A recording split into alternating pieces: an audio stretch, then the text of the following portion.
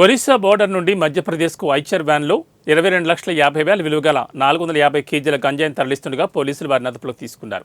ఇద్దరు నిందితుల నుంచి 2 సెల్ ఫోన్లు స్వాధీనం చేసుకున్నట్లు అనకాపల్లి జిల్లా నర్సీపట్నం డీఎస్పీ మోహన్ వెల్లడించారు. ఐచర్ వ్యాన్తో 450 కేజీల గంజాయితో ఇద్దరు వ్యక్తులపై కేసు నమోదు చేయడం జరిగిందని తెలిపారు.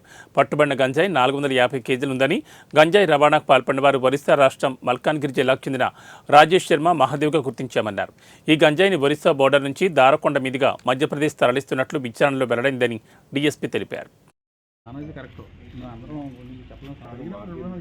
అవుట్స్కట్స్ దగ్గర మన వెహికల్ చెకింగ్ చేస్తుండగా డైనమిక్ వెహికల్ చెక్ చేస్తున్నప్పుడు మన గొల్గొండ ఎస్ఐ గారు సిబ్బంది చేస్తున్నప్పుడు ఒక మధ్యప్రదేశ్కి సంబంధించిన ఒక అశోక్ లేలాండ్ వ్యాన్ను ఆపడం జరిగింది. అశోక్ లేలాండ్ వ్యాన్లో తనిఖీ చేయగా దాంట్లో ఇద్దరు వ్యక్తులు 450 కేజీల గాంజా దాన్ని కనిపెట్టడం జరిగింది. ఆ గాంజాని కూడా ఆ టార్బల్ పైన వ్యాన్కి పైన టార్బల్ కట్టి టార్బల్కి ఒక జాలీ పెట్టి మన బార్బెడ్ వైర్తో ఫెన్సింగ్ ఉన్న దాంతో జాలీ పెట్టి ఫెన్సింగ్ వైర్తో జాలీ పెట్టి దాని మీద ఈ ప్యాకెట్స్ పెట్టి 227 ప్యాకెట్స్ పెట్టారు. దాని మీద మళ్ళీ ఇంకొక టార్బల్ కట్టి పకడ్బందీగా ఒక ఎంటీ వ్యాన్ లాగా కనపడే విధంగా దాన్ని తీసుకుని మన కేడీపేట మన నర్సీపట్నం వైపు వెళ్తుండగా మన సిబ్బంది పట్టుకోవడం జరిగింది.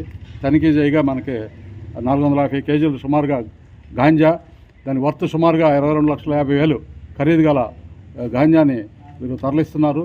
ఇది మధ్యప్రదేశ్ తీసుకెళ్లే ప్రయత్నంలో ఉన్నట్టుగా మనకి తెలిసింది. ఈ ప్రాథమిక సమాచారం కేసు దర్యాప్తులో ఉంది. దీంట్లో మా సిబ్బంది అప్రమత్తంగా వ్యవహరించి చక్కటి సమన్వయంతో గొల్గొండ ఎస్ఐ గారు, కేడీపేట ఎస్ఐ గారు, వారి సిబ్బంది, స్పెషల్ పార్టీ సిబ్బంది కూడా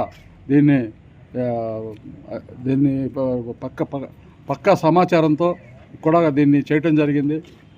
ఈ కేసుకు సంబంధించి మా జిల్లా ఎస్పీ గారు ఆదేశాల ప్రకారం ఈ సంకల్ప్ అనే ఒక ప్రోగ్రాం పెట్టుకుని ప్రతి విద్యాసంస్థల్లో అన్ని విద్యాసంస్థల్లో కూడా జూనియర్ కాలేజెస్, స్కూల్స్ ఈ అన్ని చోట్ల కూడా పబ్లిక్ గ్యాదరింగ్స్ దగ్గర కూడా మేము పాంప్లెట్స్ పంచిపెట్టడం, ప్రజలకి అవగాహన కార్యక్రమాలు తరచుగా చేయడం జరుగుతుంది.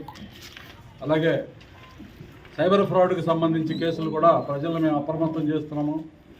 జిఎంఎస్కేలను కూడా మేము వాళ్ళకి ఈ కేసులకు సంబంధించి అవగాహన కల్పించి సైబర్ ఫ్రాడ్కి సంబంధించి ఈ జిఎంఎస్కేలు కూడా అవగాహన కల్పించి వారి